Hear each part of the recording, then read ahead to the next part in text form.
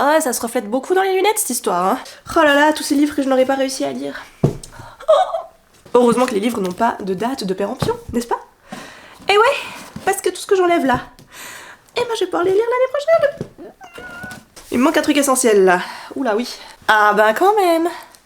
Le petit thé, s'il vous plaît. Bonjour et bienvenue dans cette pioche du printemps. Oui, alors pour le printemps on repassera, hein. Ce matin il neigeait, j'ai un rhume, mais c'est pas grave, c'est pas grave. Nous approchons du 1er mars, soit premier jour non officiel du printemps. Si vous connaissez pas encore le concept des pioches de lecture saisonnières, welcome. Sur ma chaîne, vous retrouverez 5 fois par année. Oui, parce qu'il y a 5 saisons dans l'année, ok? Il y a l'hiver, le printemps, l'été, l'automne et Noël. Voilà, c'est une petite catégorie supplémentaire qui ne se lit que au mois de décembre chez moi. Sinon, tout le reste de l'année, je confectionne des pioches de lecture saisonnières. C'est-à-dire que chaque livre qui entre dans ma bibliothèque que je n'ai pas encore lu, que j'ai acheté, que j'ai reçu, que j'ai... Enfin bref, je les classe ensuite dans une pioche de lecture, parce que j'aime pas trop le mot pile à lire, parce que j'arrive pas à faire des piles de livres, vu que... Voilà. Par contre, j'ai un coffre, juste à côté de moi, qui est en fait une sorte de repose-pied pour mon fauteuil, donc mon petit coin lecture, et donc ça en fait une sorte de pioche, quoi. Et mes pioches de lecture saisonnières commencent toujours le 1er de certains mois, c'est-à-dire le 1er mars, le 1er juin, le 1er septembre, le 1er décembre pour Noël, et le 1er janvier pour l'hiver. Que ce soit pas les dates exactes pour vous des saisons, ça, c'est pas mon problème.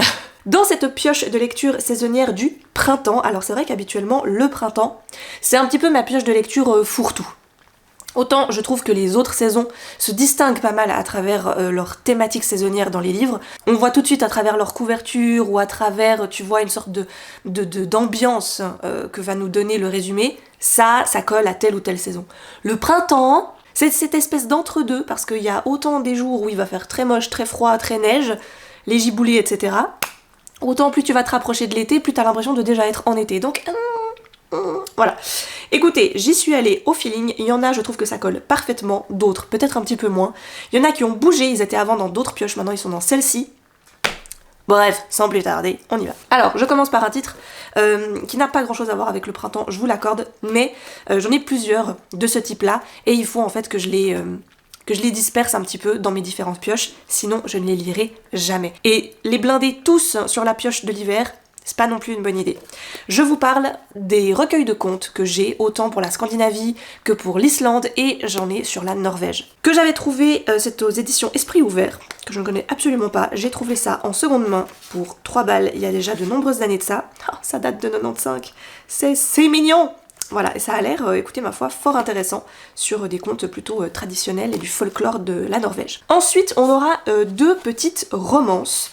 Alors, la première, elle ne peut pas plus crier printemps que ça. C'est le 2e tome de la fameuse quadrilogie saisonnière de mon amie Alicia Garnier, Easter Egg, voilà, qu'elle m'a donc gentiment offert quand on s'est vu en novembre dernier. J'avais lu le 1er volume de ces petites aventures de Reed et Holly, qui était le 1er volume qui se passait aux alentours de Noël, et donc là, celui-ci se déroule plutôt vers Pâques.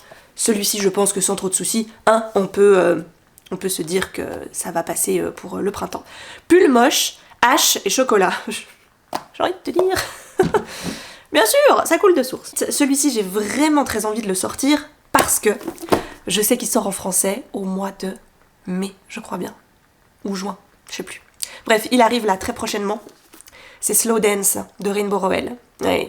Donc je suis une fervente admiratrice de cette autrice depuis que j'ai lu... je sais pas combien de fois, Fangirl. J'avais beaucoup aimé à l'époque Helena Oren Park. J'ai lu aussi ses autres romans. Il y a eu Attachement, Landline. J'ai un peu moins aimé tout ce qu'elle a fait avec son personnage de Simon Snow, qui est donc le personnage de fiction qui est dans Fangirl. Enfin bref, elle a fait toute une sorte de crossover, voilà, de livres un peu plus tirés fantasy fantastique, qui est issu de l'univers dont Kat dans Fangirl est fan. Ça c'était moins mon truc, mais là elle revient avec une romance contemporaine, tout ce qu'il y a de plus classique, et j'avoue que je l'attendais grandement de nouveau dans ce genre-là, donc je suis trop heureuse qu'elle ait sorti Slow Dance. On va y rencontrer 2 amis d'enfance, Shiloh et Carrie, je crois bien. Tout le monde est persuadé qu'ils vont finir ensemble, sauf que non, c'est pas du tout ce qui va se passer. Un jour leurs chemins vont se séparer, ils vont grandir, et chacun va aller faire un petit peu sa petite vie. Donc Shiloh a été marié, a eu des enfants, a divorcé, puis elle revient dans sa petite ville natale pour un mariage. Et une de ses premières questions, c'est de savoir si Carrie va être invitée également. Et voilà, est-ce qu'il pourrait se passer quelque chose entre eux toutes ces années plus tard. J'ai 3 titres qui sont très beaux ma foi, hein, vraiment magnifiques. Regardez-moi ces petites beautés. Oh là là, oui, ça c'est très très beau. Que j'ai plutôt classé en une sorte de fiction historique. Alors je suis pas très historique, mais il y a des histoires qui se passent dans des temps anciens, dirons-nous comme ça, qui me plaisent beaucoup. Alors le premier, j'ai vu, si vous avez aimé Six of Crows de Leigh Bardugo, vous allez aimer celui-ci. J'avoue que sur ce coup-là, j'ai été un petit peu faible. Six of Crows, c'est une de mes duologies favorites de tous les temps. J'ai adoré ce que Leigh Bardugo a fait avec ses personnages. Et je cherchais un petit peu vainement quelque chose dans cette trame-là. Quelque chose avec des personnages qui ne sont pas tout à fait méchants, mais qui trempent quand même dans des trucs pas toujours très bien, et qui ont aussi quand même une certaine morale, qui ont cet esprit de groupe, enfin bref, voilà, c'est quelque chose que j'ai beaucoup aimé dans Six of Crows, de suivre un peu des méchants, entre guillemets, mais qui finalement ne le sont pas tant que ça. Donc j'ai pris Medici Heist au travail de Caitlin Schneiderhan, braquage à la Florentine. Nous sommes à Florence dans les années 1500 et quelques, et vous l'aurez compris, un braquage va avoir lieu par une bande de malfrats qui va devoir un petit peu se réunir. J'imagine bien le chef de bande qui va devoir aller chercher un petit peu chaque profil, un peu à la Ocean's 11, tu vois, où George Clooney va chercher à chaque fois un personnage bien particulier selon ce dont il aura besoin pour son braquage, mais là à la mode Florence des années 1500. En parlant de Leigh Bardugo, je suis trop contente. Enfin, je vais m'y mettre. Le Familier, donc celui-ci il était prévu en français je crois déjà au printemps l'année dernière, finalement il avait été décalé sur octobre. Donc voilà, sur octobre j'avais déjà beaucoup de livres à lire, je m'étais dit c'est pas une bonne idée que tu te le places là. Par contre, n'attends pas l'automne prochain, place-le dans la pioche du printemps, je vais donc enfin m'y mettre. Donc on part d'Italie vu qu'on arrive en Espagne, à Madrid, dans la cour du roi d'Espagne, et nous allons rencontrer une jeune fille de cuisine qui, pour voilà, travailler un petit peu plus vite, utilise de la magie. Très rapidement, ces petits tours de passe-passe ne vont pas passer inaperçus, elle va attirer l'attention sur elle. La reine d'Espagne va notamment l'engager pour redorer un petit peu son image qui est pas glorieuse en ce moment. Sauf que plus elle va arriver dans ce panier de crabes, plus elle va tremper dans des trucs politiques qui ne la concernent absolument pas. Et je pense que finalement elle aura une plus grande importance que ce qu'elle pense dans toute cette histoire. Voilà. Leigh Bardugo, j'adore. Je pense qu'elle pourrait écrire des listes de courses, je les lirai quand même. Voilà. Celui-ci, c'était les éditions Charleston qui me l'avaient envoyé l'année dernière. J'avais malheureusement pas eu le temps de le lire au moment où ils me l'avaient envoyé. C'est La première née de Amy Hermon. Je vous lis juste la phrase d'accroche. On nous maltraite, on se sert de nous, on nous troque, on nous abandonne. Qu'il en soit ainsi, à compter de ce jour, plus aucune fille ne naîtra à Saylock. Saylock, c'est une petite île où malheureusement notre héroïne au départ, qui est une grande guerrière, va être abandonnée, va être maltraitée par son mari, qui ne voudra plus d'elle. Elle va mourir en couche. C'est le résumé, hein, je vous spoile rien. Et avant de mourir, elle va donc jeter cette malédiction sur l'île. À partir de ce jour, il n'y aura plus aucune fille qui naîtra sur l'île de Saylock. Et ben ça va commencer à être un petit peu embêtant, hein, tout ça, voilà. Ce livre est absolument... J'ai vraiment hâte de le lire. J'ai beaucoup aimé ce que j'ai déjà lu de l'autrice Amy Hermon. Par contre, ça part totalement vers autre chose que là où je l'avais déjà lu, donc je suis très impatiente. On va partir dans la catégorie plutôt fantasy justement, avec notamment la première partie du tome 2 de la Guilde des Ombres de Anatrice, Le Don de Vie. Au format poche pocket, c'est simplement le tome 3. C'est juste qu'en grand format, ils étaient beaucoup plus grands. En poche, ils ont décidé de séparer chaque volume en 2 parties. Sinon, c'était un peu trop compliqué à mettre en page.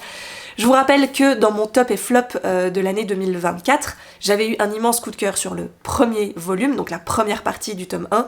Puis j'avais complètement déchanté et j'avais vraiment détesté la partie 2 du tome 1. Mais j'avais lu et entendu de très bons avis sur la suite. Donc... voilà, sans trop de surprise, j'ai même carrément pris, là, sont sortis ces derniers jours, la partie 1 et 2 du tome 3, donc chez Pocket, tome 5 et 6, je les ai pris parce que, voilà. Je sais, on m'a dit, tu verras, là c'était vraiment pour te faire détester certaines choses, justement pour être un peu enragée en fait finalement au début de celui-ci. Donc, je me réjouis de continuer, quand même, malgré tout. Devinez qui c'est qui a changé de pioche. Vous l'avez peut-être vu passer, j'ai lu le premier tome du Roi Berger, la duologie de Rachel Gillig, qui s'appelait Fenêtre sur les ténèbres pour le premier volume, Deux couronnes corrompues pour le tome 2. J'avais à la base mis ce tome 2 dans ma pioche estivale, parce que je voulais un petit peu avoir 6 mois de décalage entre le premier tome et le deuxième volume. Et ben vu comment le premier tome se termine, que j'ai lu là en janvier, non début février, autant vous dire que j'ai changé de pioche ce tome 2 illico presto, histoire de le lire là. C'est genre demain.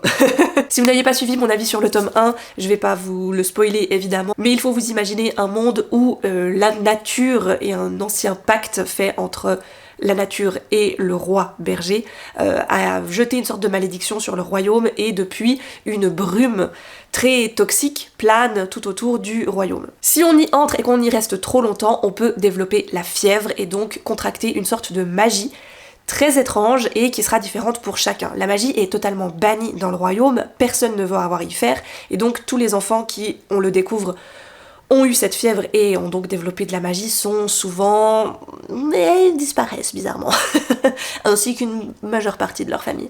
Notre héroïne, elle, va contracter cette fièvre, sa famille va la cacher depuis très longtemps, sauf qu'à un moment donné, elle va faire la rencontre du neveu du roi, qui a étrangement des plans un peu étranges auxquels elle pourrait finalement peut-être participer, peut-être pour lever une bonne fois pour toutes cette malédiction. C'était vraiment... c'était très bien, c'était vraiment très bien. Dans les poches que je m'étais offert l'été dernier, chaque été je me fais une razzia de poches parce que les librairies Payot font chaque été du 4 pour 3, c'est-à-dire que vous prenez 4 livres, le moins cher des 4 vous est offert. Donc en général, c'est là que je profite de faire mes achats poche. Et j'avais pris Prospérine, point et la phrase sans fin, qui avait l'air, ma foi, écoutez, très intéressant. J'aimais beaucoup le fait qu'on vive dans ce monde de mots, de lettres, et finalement de tout ce qui touche à la littérature.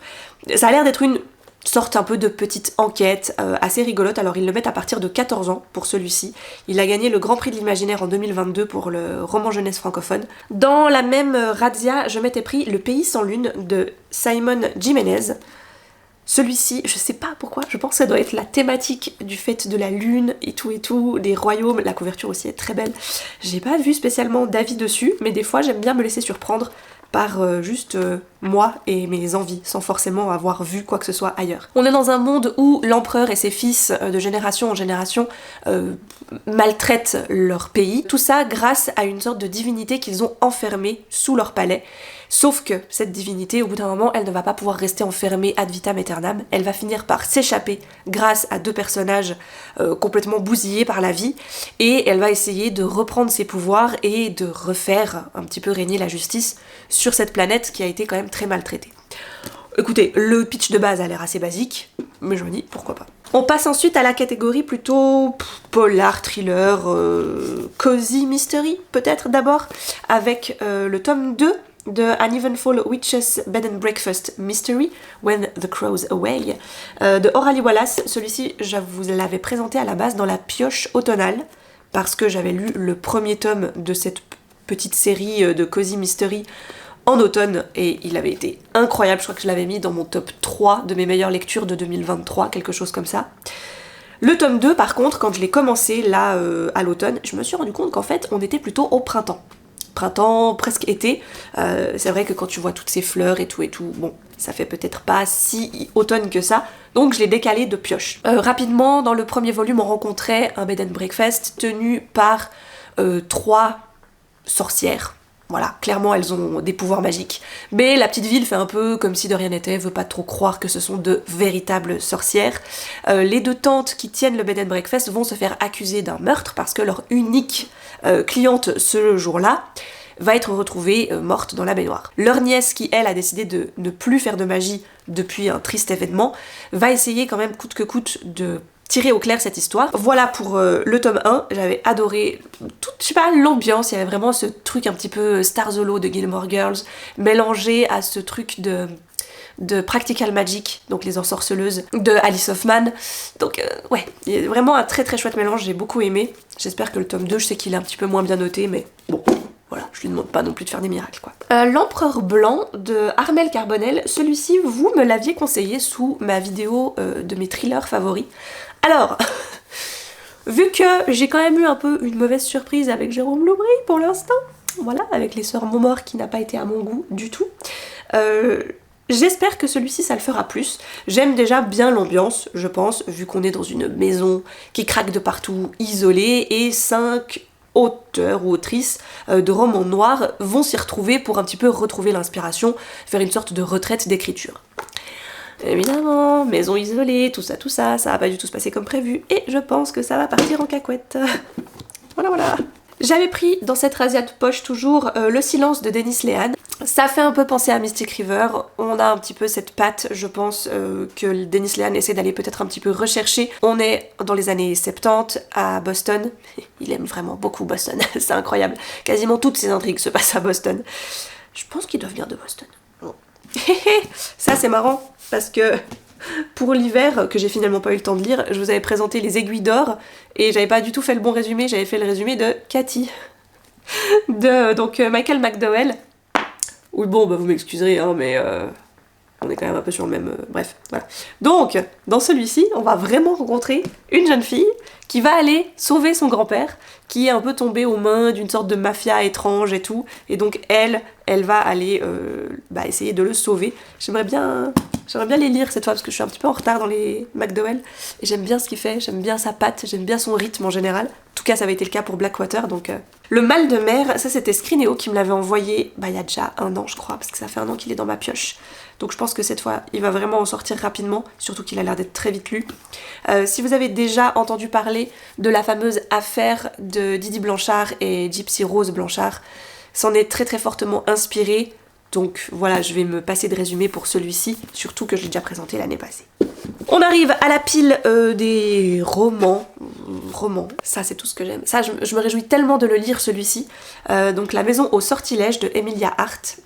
J'ai d'ailleurs déjà sur ma liseuse le prochain qui va sortir, qui s'appelle Les Sirènes, mais je l'ai plutôt mis pour l'été. Les sirènes, voilà. Mais enfin bon, bref, je vais déjà lire celui-ci, voir si sa plume me plaît. J'en ai entendu vraiment que du bien. Je l'avais offert à une de mes tantes qui l'a adoré, et normalement on devrait aimer un peu les mêmes choses. Ma mère, je crois, l'avait lu aussi, l'avait plutôt bien aimé. On va un petit peu se retrouver dans... Est-ce que ce serait pas un mix entre Suzanne Fletcher et Kate Morton? Si c'est ça, j'achète, mais de suite, tout ce qu'elle fait. Vu qu'on a 3 temporalités différentes, 2019, 1942 et 1619, à chaque fois 3 femmes, 3 destins fortement liés. Ah, celui-ci. Vous savez à quel point j'ai aimé Là où les arbres rencontrent les étoiles. Il était donc évident que je me procure Dans la forêt des larmes de Glendy Van Dera. Je pense que ça va être très fort, comme le précédent certes, mais pas... Enfin oui, un peu quand même. On y parle toujours aussi de ce rapport, je pense, entre l'adulte et l'enfant. Ellis a déjà 2 jumeaux, et elle a une petite fille qui est vraiment un petit nourrisson, un petit bébé. Elle sait pas si c'est parce que voilà, le stress, les enfants, les garçons qui crient, qui courent de tout partout, enfin bref, elle oublie sa fille dans son maxi-cosy sur le bord d'un parking près d'un bois, d'une forêt. Et quand elle va revenir pour la retrouver, parce qu'elle se rend bien compte qu'elle l'a oubliée, et bien sa fille n'est plus là. Ouh, la thématique, voilà. J'avais tellement aimé l'autre que j'ai beaucoup d'espoir pour celui-ci. Les voleurs d'innocence de Sarai Walker, celui-ci aussi, ça faisait partie des razzia poche que j'avais fait l'année dernière. Je me souviens l'avoir déjà eu dans ma liste d'envie en grand format, puis en général j'attends de voir le passage en poche d'un grand format pour pouvoir me le prendre en moins cher, et de toute façon, voilà, que je le lise en grand ou en poche, c'est la même chose, le texte est le même. Là je pense qu'on se rapproche peut-être un peu plus d'un Betty de Tiffany McDaniel, à savoir une grande fratrie, enfin là en l'occurrence c'est que des filles, elles sont 6, années 50, elles ont tout un nom de fleurs, et visiblement il y a une sorte de malédiction qui pèse un peu sur elles, parce qu'à chaque fois que l'une d'entre elles va partir se marier, elle va finir par mourir, assez rapidement. Et donc plus arrive le temps de l'une d'entre elles, plus elles commencent à se poser des questions. Sur qu'est-ce qui arrive à ses sœurs, pourquoi elles, pourquoi leur famille, ouais. Et puis les 2 derniers, après j'en ai encore 4 en numérique que je vais vous présenter rapidement aussi, c'est de ceux que je vous ai déjà présentés, parce que ça fait un moment que je les ai. Donc on a notamment Duchesse de Chris Whittaker.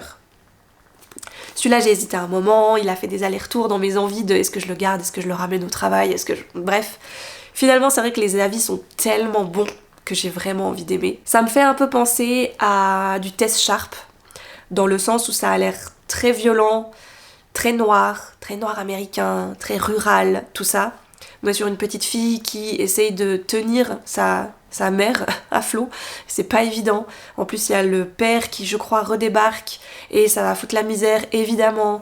Ça tourne autour, bah voilà, attention, trigger warning, mais de drogue, d'alcool, de maltraitance très certainement.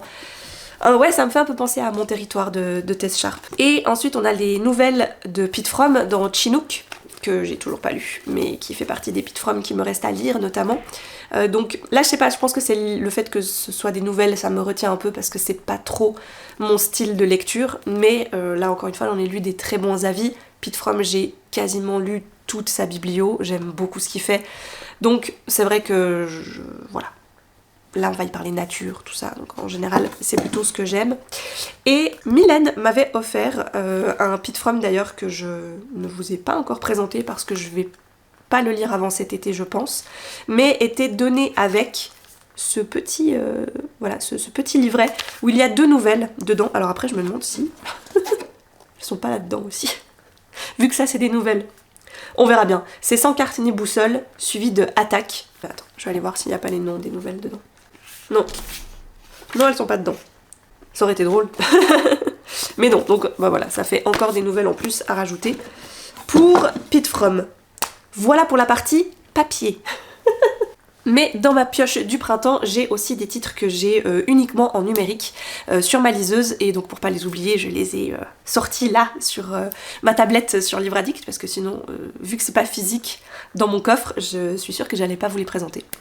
On a le tome 2 de Excalibur de Gabriel Katz qui est sorti en début d'année. Donc c'est cette réécriture de la légende du roi Arthur et des chevaliers de la table ronde, mais version Gabriel Katz. Donc si je vous dis ça, ça n'augure rien de très bon pour les personnages, mais du très bon pour nous, vu qu'on est sur un Arthur pas du tout le modèle qu'on a eu pour habitude d'avoir.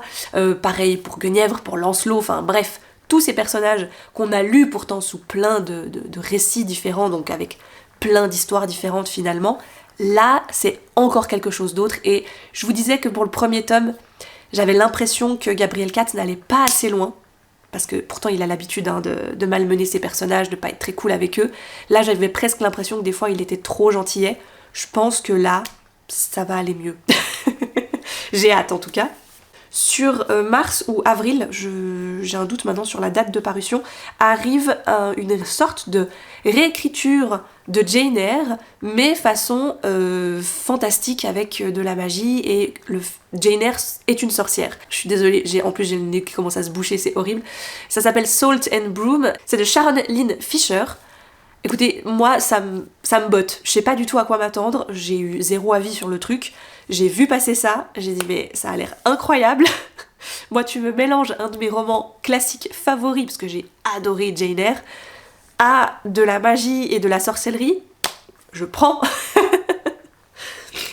Je m'étais rendu compte qu'il me manquait un Tess Sharp. Voilà, c'est quand même une autrice où j'ai quasiment tout lu, en tout cas tout ce qui a été traduit. Je l'ai lu, d'ailleurs il y en a un nouveau je crois qui arrive là en juin ou en juillet, bref. Mais je n'ai jamais lu Si loin de toi, qui est quand même un des titres qui, je me souviens à l'époque dans la collection R, avait été quand même très important et avait fait pleurer dans les chaumières comme on dit. Et moi je suis complètement passée à côté. J'ai découvert Tess Sharp avec Mon territoire, justement, avec un format et des personnages quand même... Il y a des sujets beaucoup plus adultes, beaucoup plus lourds.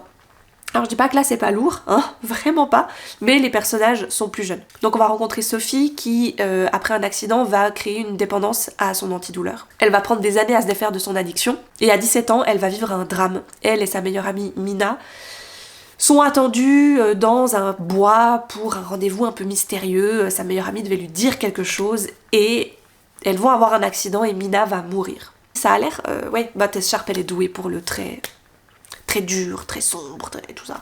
Donc voilà.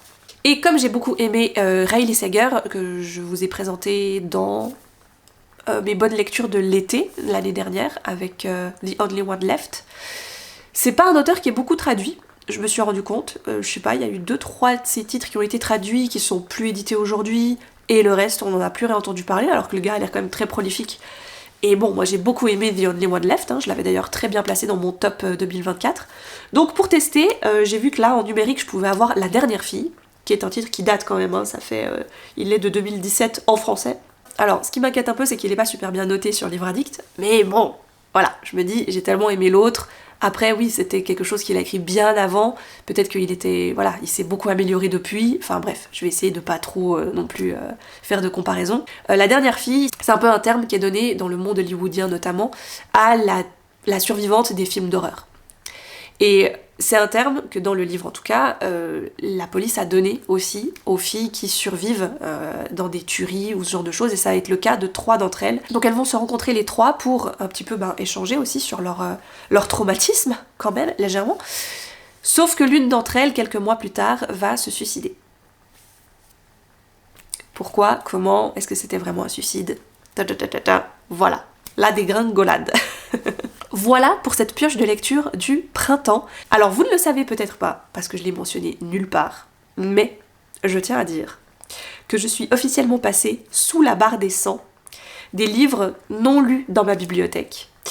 Et donc petit à petit, je me rends compte que mes pioches de lecture saisonnière diminuent. Avant, on était plus autour des 30-35 livres par pioche de lecture saisonnière. Aujourd'hui, je suis plutôt entre 20 et 25 livres pour mes pioches saisonnières. Donc, j'ai bon espoir. Pour l'hiver, c'était plus compliqué parce que je n'ai que janvier et février finalement pour lire mes livres d'hiver, on va dire. Mais pour le printemps, j'ai donc environ, je crois, 23 livres, 24 livres, quelque chose comme ça. En 3 mois, je voudrais pas dire, mais je crois que c'est faisable. Ah, pas non plus trop, voilà, mais quand je vois là que déjà, tout est passé dans le coffre, on est sur la bonne voie. Voilà. C'est pas une compète. Je suis pas là pour atteindre un certain palier ou que sais-je, mais c'est vrai que en dessous des 100, ça faisait très très très longtemps, de nombreuses années, que je l'avais pas vu. Je suis curieuse, bien évidemment, dans les commentaires, dites-moi si vous aussi, vous avez des titres que vous avez prévu de lire spécifiquement durant les 3 prochains mois qui arrivent. Est-ce que, je sais pas, vous avez des sorties qui vous bottent comme ça, que vous surveillez et vous dites celui-ci, je me jette dessus dès qu'il sort, ou alors ceux-ci, c'est des livres que j'ai prévu de lire ces prochains mois. Bref, je suis curieuse, peut-être qu'à travers vos propres recommandations, je vais en rajouter à ma liste d'envie, d'abord. Merci beaucoup de m'avoir écouté, j'espère que cette vidéo vous a plu. Je vous embrasse très fort, je vous souhaite d'excellentes lectures et je vous dis à très vite.